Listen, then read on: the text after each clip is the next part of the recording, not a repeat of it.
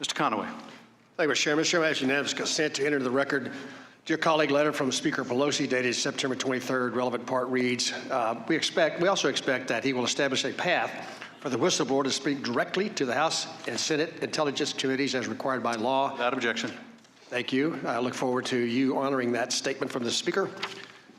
Attorney Ambassador, I, for one, want to thank you so very much for a long service, exemplary service to our country and on behalf of our nation.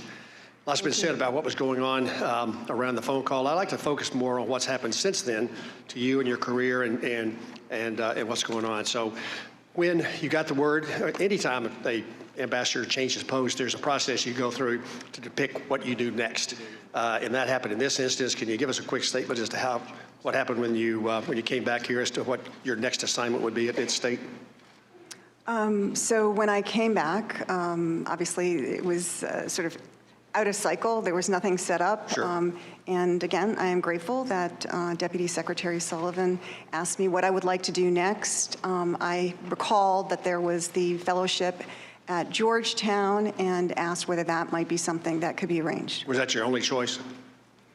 I'm not sure. We didn't really discuss other options. My sense is Georgetown is fertile ground for State Department recruitment of future fledgling Foreign Service officers, and so they now benefit from your experience and your inspiration to inspire them to have spend their professional life in service to our nation.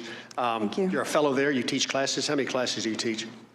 Well, this semester I was supposed to teach two. I am still teaching one on national security. The other one was on Ukraine, and I asked whether I could, Defer on that. How many students in your class? Approximately. There are, let's see, I think 14, 15. Right. Any other responsibilities at State other than the fellowship at Georgetown?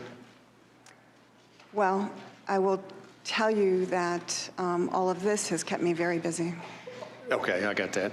But no necessarily day-to-day things that you'd be responsible for. Other than not qualifying for overseas stipends and other things, has your compensation been affected by being recalled the way you were? No, it has not. Okay. I'm worried about the way you might be treated by your fellow employees at State. Any negative, they hold you in less high regard than they used to as a result of this? Do they shun you at the lunch counter? Or do they treat you badly as a result of the way you were treated by the president? I've actually received an outpouring of support from my colleagues. So the folks that you respect the most still respect you and appear to hold you in high regard and high affection? They do. Okay.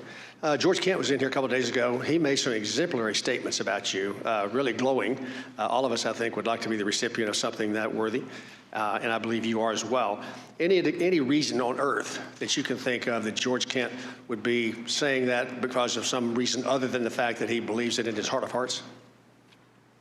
Like what? Well, I mean, like somebody paid him to do it. Oh. No, absolutely Okay, so not. you and I agree that we think he was sincere in that bragging on you, and that's all post-recall episode that was been much of the discussion this morning. Well, I'm glad that your colleagues, I would have expected nothing any different from your colleagues at State to continue to treat you with the high regard that you've earned over all these years of great service, and I hope that whatever you decide to do after the Georgetown Fellowship, that you're as successful there as you've been in the first 33 years. With that, I yield the balance of my time to Mr. Jordan. I have a unanimous consent request.